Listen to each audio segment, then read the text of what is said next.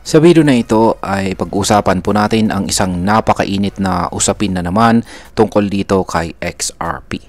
Oo, si XRP na naman ang bida natin ngayon. Ayon po sa isang kilalang market analyst at founder ng Wealth Group na si Ginong John, may matinding posibilidad daw na sumabog ang presyo ng XRP sa sandaling maging publicly listed company itong si Ripple. Kaya ang tanong ngayon ay gaano ba kasolid ang analysis na ito? Totoo bang posibleng yumaman ng malaki ang mga XRP maxis? At syempre, ano kaya ang posibleng epekto nito para sa atin bilang mga Pinoy crypto traders at investors ni XRP dito sa Pilipinas? Kaya ayan, bago po tayo magpatuloy ay pakibasa na lamang po muna ang disclaimer dito sa ibaba ng ating screen.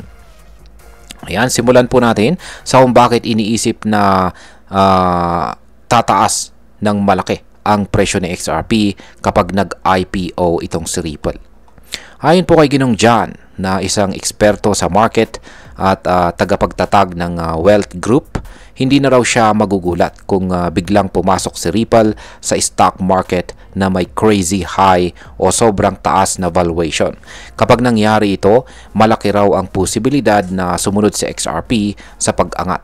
Pero ang connection po ng IPO ni Ripple sa presyo ni XRP ay ganito po ang simpleng paliwanag. Kapag naging publicly traded ang isang kumpanya gaya ng Ripple, ibig sabihin po nito ay pwede na po tayong bumili ng shares o bahagi ng kumpanya sa stock market. At dahil si Ripple ay ang pangunahing gumagamit at nagpo-promote kay XRP, natural po na magkakaroon ng malawakang exposure at tiwala mula sa mga investors.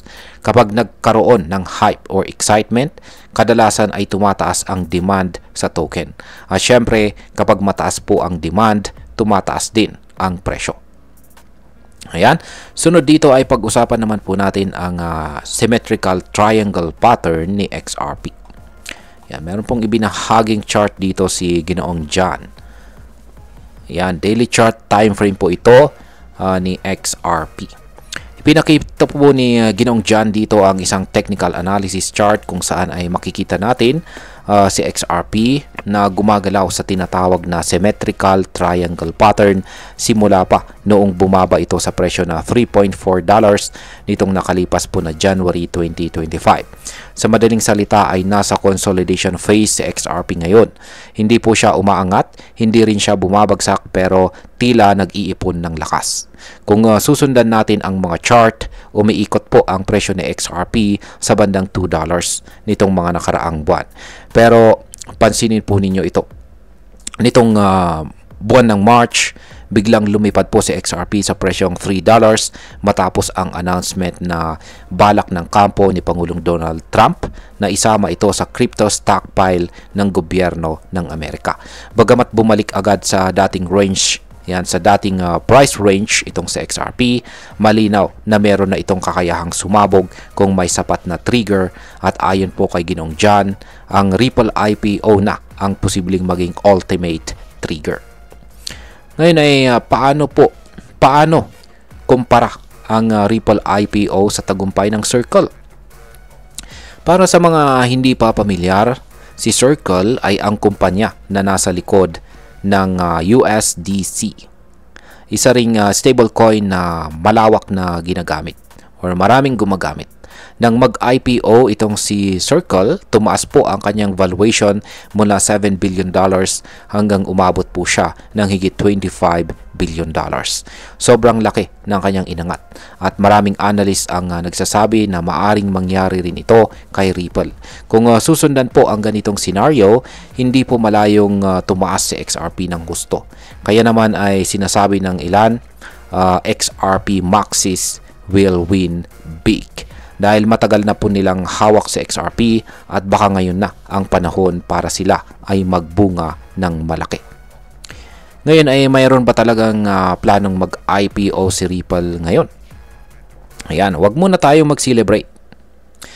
Ayon mismo sa mga top executives ni Ripple gaya ng kanilang president or Pangulo na si Madam Monica Long, wala pa raw po silang plano na mag-IPO ngayong taon. Hindi nila kailangan ng dagdag na kapital dahil bilyon-bilyon na raw ang reserve nila. Sa katunayan ay mas pinipili raw ng Ripple na palakasin ang kanilang position sa market sa pamamagitan po ng mga acquisitions o pagbili ng ibang kumpanya. Nitong taon lamang ay binili po nila ang Hidden Road kung saan ay isang global prime brokerage firm sa halagang $1.25 billion. 2 taon naman ang nakaraan ay nakuha rin po nila ang Metaco para sa token custody. Ngayon ay bakit parang naghahanda pa rin itong si Ripple sa IPO kahit sabi nilang wala muna silang plano? Kahit sinasabi po ng Ripple na wala silang plano na mag-IPO, may mga galaw sila na parang kabaligtaran. Sapagkat nitong November 2023, nagsimula na po silang mag-hire ng mga tao para sa corporate development at shareholder relations. Mga positions po na karaniwang nakikita sa mga kumpanyang naghahanda na pumasok sa stock market.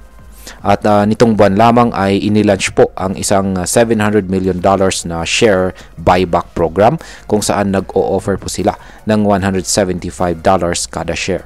Ayon po sa analyst, ito raw ay nagbibigay ng implied valuation na nasa $25 billion. Nasa $25 billion na. Yan, doble po kumpara sa $11.3 billion nila noong January 2024.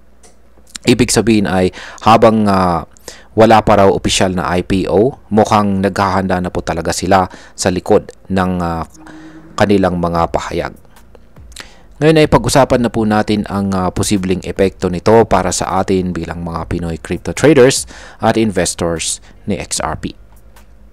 Para sa atin bilang mga Pinoy na matagal na pong nag-hold kay XRP ay magandang balita ito. Ibig sabihin ay kung totoo nga